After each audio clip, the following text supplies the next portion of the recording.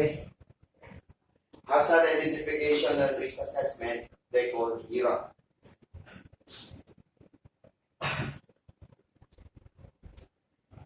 We discussed last time about the unsafe act, unsafe condition, and questions. First, we need also to know about this observation of photo regarding about the unsafe act and unsafe condition. So if you see the photo, you observe in the side, mostly you can see here in the work side. We need also to mostly be doing by result of human error. So meaning, every time you're doing the unsafe act, unsafe condition, that is the cause of human error doing. So if you analysis in this picture, there's a lot of unsafe act and unsafe condition. In HIRA, you are the one to assess about the activity in the work site because we're talking about the hazards, no? So you check your paper. They mention here about the name of the project, section, or the equipment, and then they're mentioning here about the activity, about your work. For example, if you have activity, hard work, so you are the one also to assess about the hard work, what is the hazard is there. Do you understand this better? Because here, they're mentioning about what kind of activity. For example, hard work is the one doing hard work in the one side, in the picture. So you can mention here the activity and then the task. What kind of the task and hard work. So if you observe the picture, they were cutting about the plate or metal. So they mention here about the task. So if you're asking about the hazard, they asking here this people at the risk. So meaning, who is the people of the risk? For example, the risk is the pipe fitter, welder, or something machinist is doing. You mentioned here. What kind of hazard in this activity? In this photo, if you see, observe the photo. Okay, we talk about again, next, we're talking about again this hazard. Okay. Hazard is a potential source of harm or adverse health effect on a person. So meaning, you cannot, last time we discussed we cannot control about the we cannot control about the hazard because in the construction site, mostly the hazard is still there. So you are the one to assess how to control about the chance of the risk. Because risk, you are the one to manage how this risk high or low. Because the hazard is there. So you analyze, as a safety, you analyze what kind of risk is doing on the site. For example, risk is the chance of probability that a person will be harmed or experience adverse health effect exposed to the hazard. Meaning, if the hazard is there, you are the one to assess what kind of risk in the hazard. If this one high or low risk.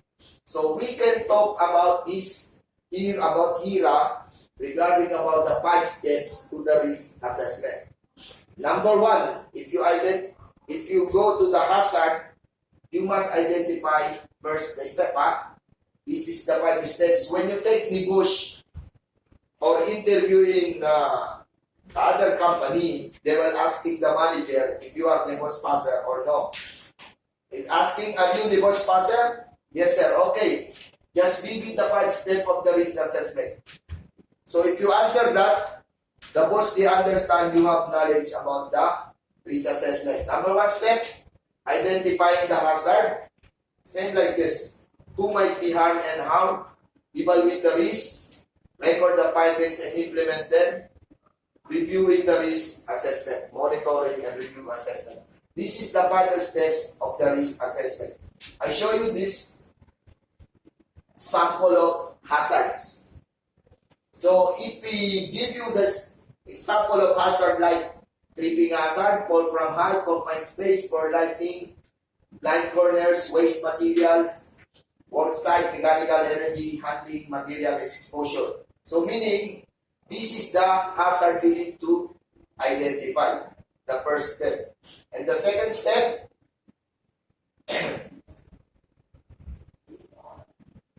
who might be harmed or how. For example, if you see the paper, the hazard is there and the risk. The people of risk, they asking, for example, steel erector is the risk. So what kind of hazard in a steel erector? So possible from dropping materials, striking the materials. That is the view analysis of risk assessment. So this is the sample you consider, especially in the step number 2. Who might be harmed and how? I telling you. Number 3, they're talking about the risk. Risk is essentially combination of 3 factors: the number, severity, and likelihood. So meaning, if the risk is very high, we have a numbers and ratings. Risk rating, number, severity. This is the sample I show you. 1 minute, huh? It's the right way of control. This is the one picture. I showed you the one picture.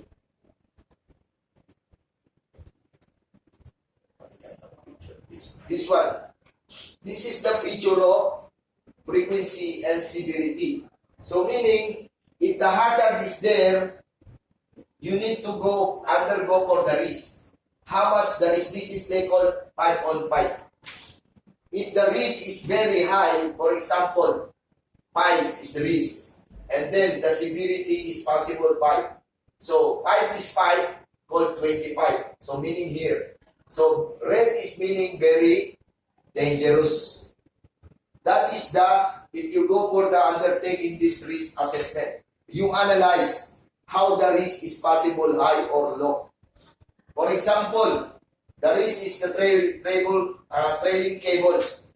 You assess 3, and then the frequency is 3, the severity is 2. So meaning total 6.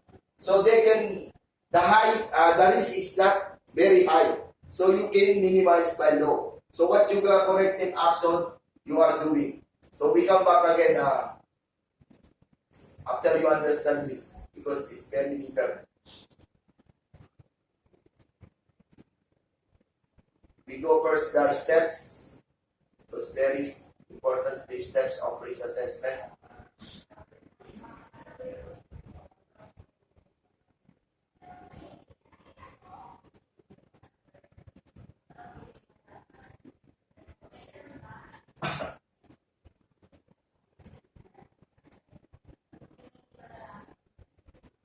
Okay.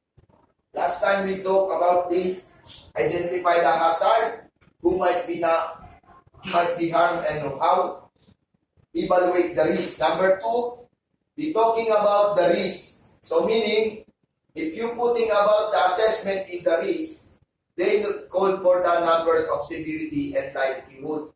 So if the competition is numbers 5 on 5, is this one rating severity or high? So you can compute if the numbers is very high.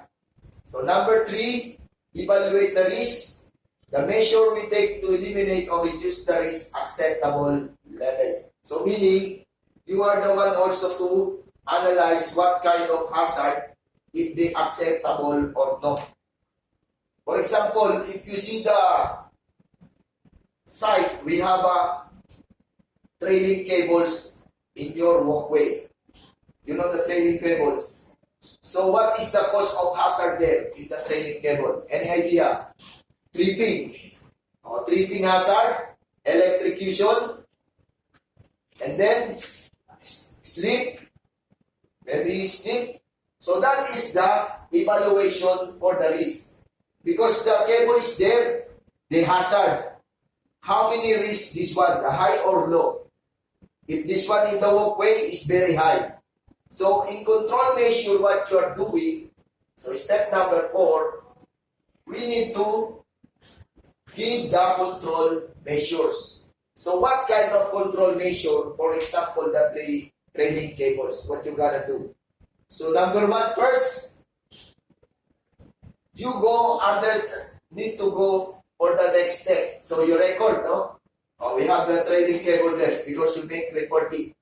So what is your next step? So you can go about the hierarchy of controls. This hierarchy of controls, they will include this word like elimination, substitution, isolation, engineering controls, administrative, and personal protective equipment. So meaning, if the trailing cables on the walkway, so you can go about the hierarchy of control. So what kind of action you are doing? First, you need to eliminate that trailing cables on the walkway. So second move, to eliminate that, so the hazard it will coming, the risk is coming better low because you eliminate. What is the next? Substitute. For example, you analyze, you cannot remove this cable because this is the line of power. Source of power line of your equipment we are using at the wall side. So what you're going to do? So you make again next step to make substitution. So how to reduce again the risk? So if the cable is there trailing, so it's better you put cover or protection the cable. So you undergo the substitution. Number three, isolation. In the trailing cables, what is isolation work? You need to undergo. If you isolate this one, it's better. You need to, after you put protection, no? You need to isolate. You put a proper access in the area. If this passing dot people, they call isolation, meaning the risk will coming decrease. They will coming low because you have analyzed these controls. Engineering controls, you can put only signings. Beware this slipper cable, we have electrocution. So you have engineering control. Administrative controls, another one step. So what kind of administrative? So we need to train your workforce, your people. We need training. I want to train you like this. This cable is very dangerous. They have some 400 kV in that area. You can passing that, but you can follow about this road. We are doing personal protective equipment. Last part, your cover shoes, PPE. It's your protection. So do you understand this? Same like this sample. We have a manhole. Open manhole. So same part you are doing, we need to control the hazard. So what is the hierarchy of control you are doing? Same process.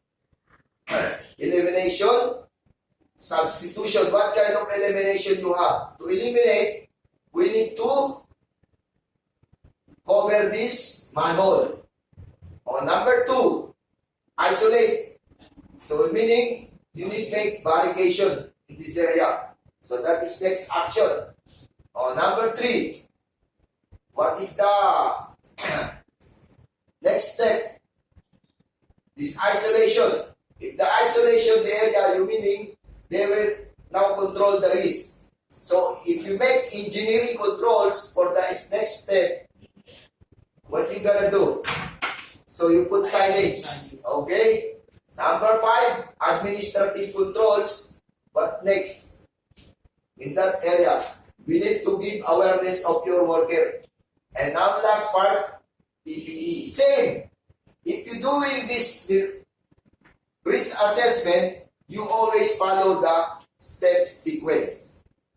What? 5 steps of risk assessment.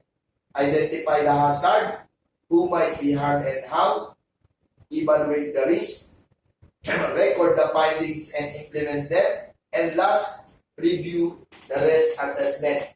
About talking about the control the risk, you need to follow about the hierarchy of control.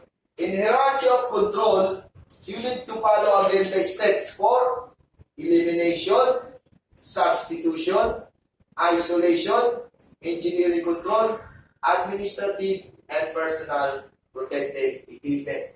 This is the steps you are using, especially once you do a risk assessment in your work site. So this one, isolation, lockout or tag out. Another one, sample, engineering controls, administrative, and then personal protective equipment. So conclusion, risk assessment is an important technique which helps to prevent accident and ill health. Risk assessment is encourage managers and key staff to think about what could go wrong so that they can control the situation before accident or ill health occur. So meaning, as a safety officer, you are the one to assess any kind of hazard in your workplace. You are the one to study. Because the manager, the construction manager, always undergo for the goal for progress. But as a safety, we can go progress in your site. But we need also make sure we have follow about the safety. So meaning balance. We can get a good progress in every day, but we can also do our part for the safe system of your workplace. It's very important because here in Dubai, any accident happen in the work site, they will also have consequence. So meaning, we have a government, they will also give you a fine in this country. So that's why, before you start about this activity in this work, you need also to follow about the safe system of work. So remember that word, because in the post they will come out also for the safe system of work. So we move to another another steps for the risk assessment. Now we could go now about this this era, risk assessment.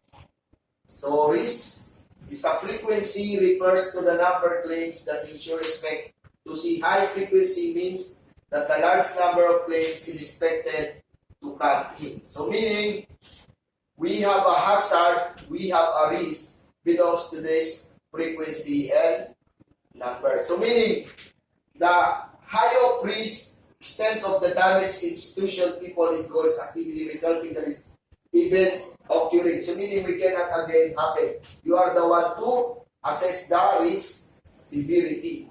Risk factors numbers, this is the one they call the 5 on 5. So you analyze. I give you one sample of the risk assessment. This one, the sample.